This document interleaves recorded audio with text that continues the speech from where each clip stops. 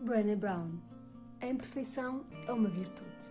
Pare de tentar ser perfeito e aceite-se tal como é.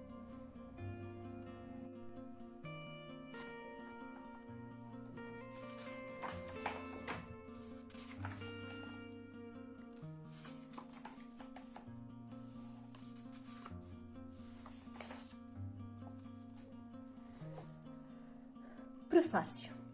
Assumirmos a nossa história e amarmos-nos a nós mesmos ao longo desse processo é o ato mais corajoso que algum dia realizaremos.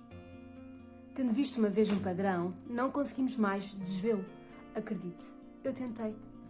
Mas quando a mesma verdade se repete constantemente, torna-se difícil fingir que é apenas uma coincidência. Por exemplo, por muito que eu tente convencer-me de que consigo aguentar-me com apenas 6 horas de sono, tudo o que for em menos de 8 horas me deixa impaciente, ansiosa e à procura de hidratos de carbono. É um padrão. Também tenho um padrão de procrastinação terrível. Adio sempre a escrita em prol de uma reorganização completa da minha casa.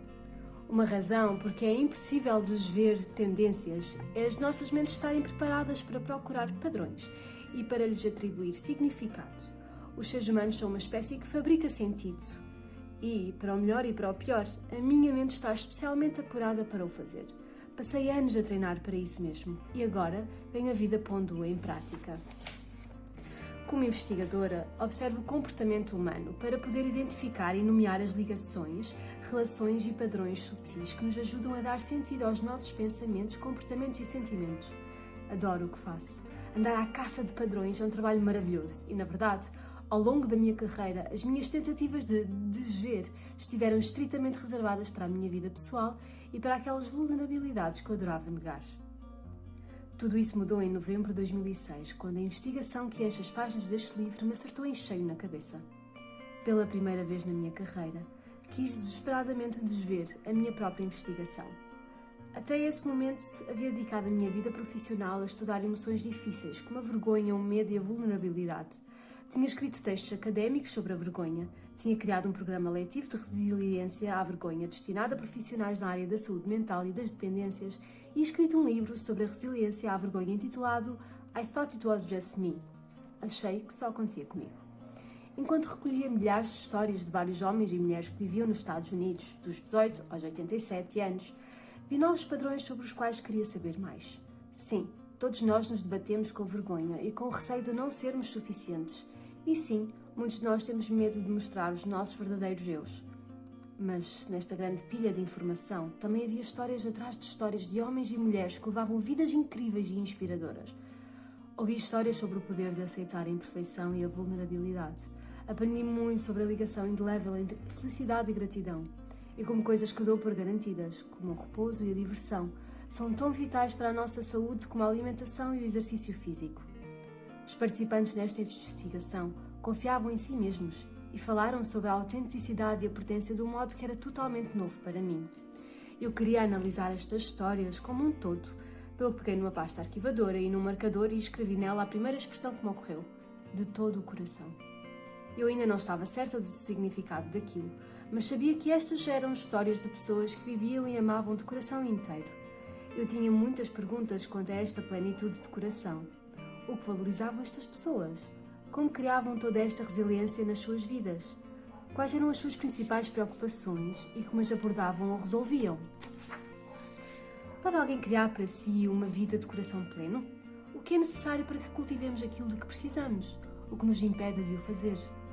Quando comecei a analisar as histórias e a procurar temas recorrentes, apercebi-me de que os padrões se enquadravam geralmente numa de 2 colunas da minha lista. A bem da simplicidade, rotulei-as de fazer e não fazer. Constatei que a coluna fazer estava cheia de palavras como ter-se valor, repouso, diversão, fé, intuição, esperança, autenticidade, amor, pertença, felicidade, gratidão e criatividade.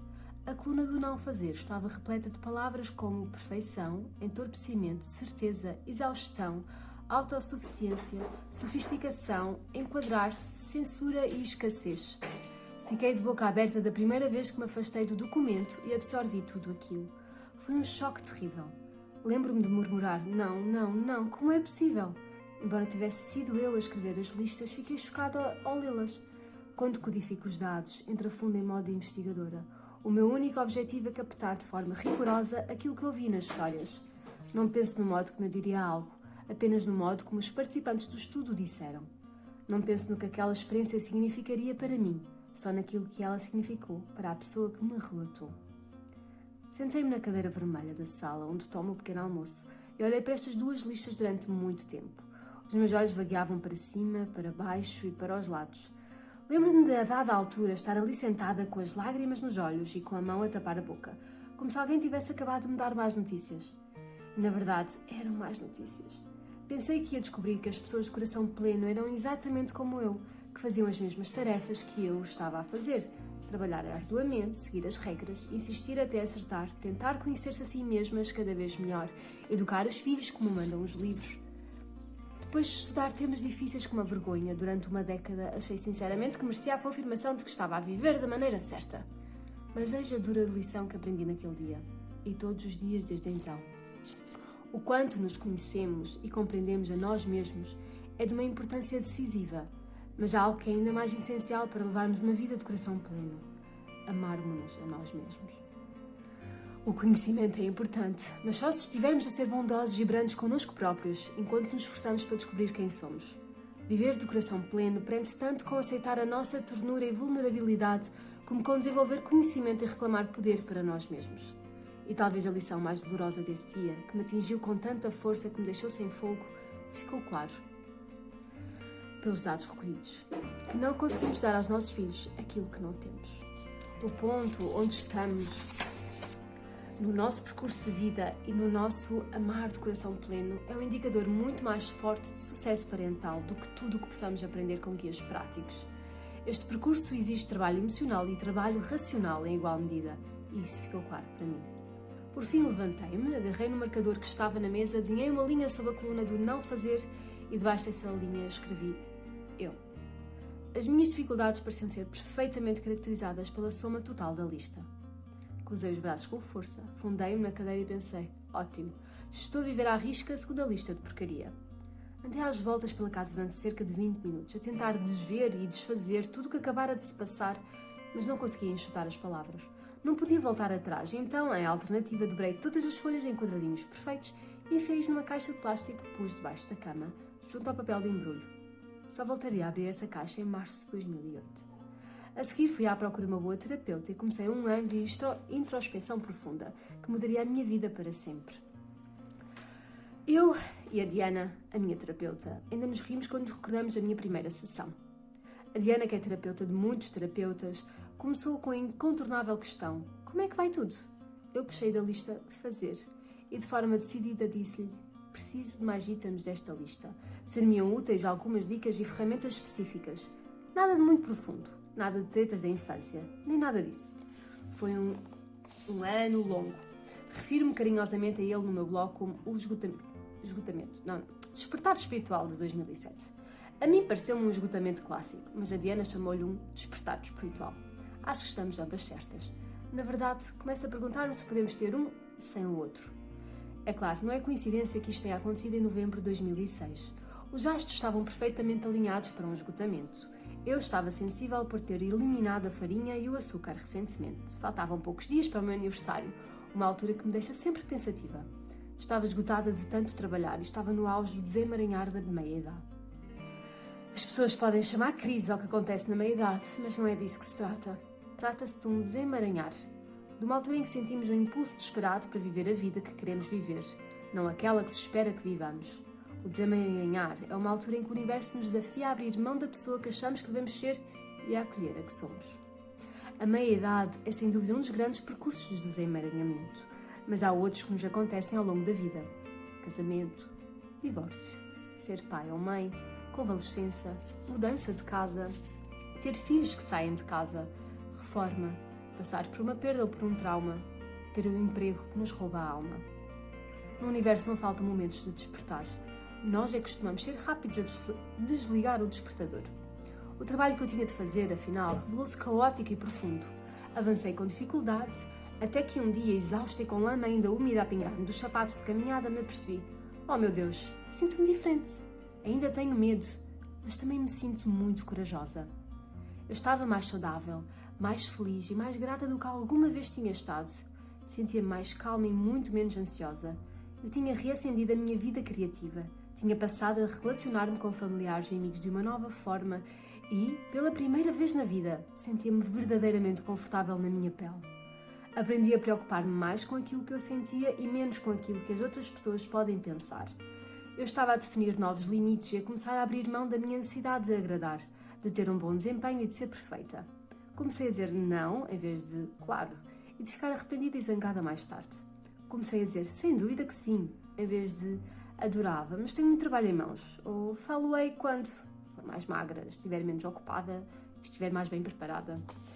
Enquanto me dedicava ao percurso de plenitude com a Diana, li quase 40 livros, incluindo todas as biografias de despertares espirituais que encontrei.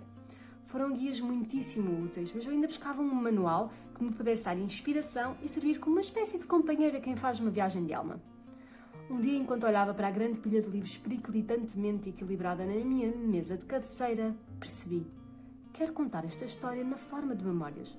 Contarei como uma académica desencantada e sabichona se transformou por completo no estereótipo que passou toda a sua vida de adulta a ridicularizar. Irei confessar de que modo me tornei alguém na meia-idade a recuperar de uma doença, preocupada com a saúde, criativa, melosa e que busca a espiritualidade, que passa os dias a contemplar coisas como a graça, o amor, a gratidão, a criatividade e a autenticidade, e que está mais feliz do que algum dia julgou possível. Chama isso viver de todo o coração. Também me lembro de pensar, antes de escrever estas memórias, tenho de usar esta investigação para escrever um guia sobre viver-se de todo o coração. Em meados de 2008, eu tinha enchido 3 grandes caixas plásticas com cadernos de apontamentos, diários e pilhas de informação. Eu também tinha feito horas infindas de uma nova investigação. Tinha tudo aquilo de que precisava, incluindo um desejo apaixonado de escrever o livro que o leitor tem nas suas mãos. Naquele fatídico dia de novembro, quando a lista emergiu e eu me afundei na ideia de que não estava a viver e a amar de todo o coração, não fiquei totalmente convencida. Ver a lista não bastava para eu acreditar inteiramente nela. Tive de escavar bem fundo e de fazer a escolha consciente de acreditar em mim e na possibilidade de levar uma vida diferente. Muitas perguntas, inúmeras lágrimas e uma enorme coleção de momentos felizes depois, o simples acreditar ajudou-me a ver. Agora vejo como assumirmos a nossa história e amarmos-nos a nós mesmos ao longo desse processo é o ato mais corajoso que algum dia realizaremos. Agora vejo que cultivar uma vida de coração pleno não é como tentar chegar a um destino. É como caminhar na direção de uma estrela no céu. Nunca lá chegamos, mas sem dúvida que sabemos que estamos a ir na direção certa. Agora vejo que os dons como a coragem, a compaixão e a conectividade só funcionam se forem postos em prática, todos os dias. Agora vejo como o trabalho de cultivar e de abrir mão que surge nas 10 encruzilhadas não pertence a uma lista de afazeres. Não é algo que conquistemos ou adquiramos e depois risquemos da lista. É trabalho de uma vida, é trabalho da alma. Para mim, acreditar foi ver. Comecei por acreditar e só depois consegui ver como realmente podemos mudar-nos a nós mesmos, às nossas famílias e às nossas comunidades. Temos apenas de encontrar a coragem para viver e amar de todo o coração. É uma honra poder fazer este caminho consigo.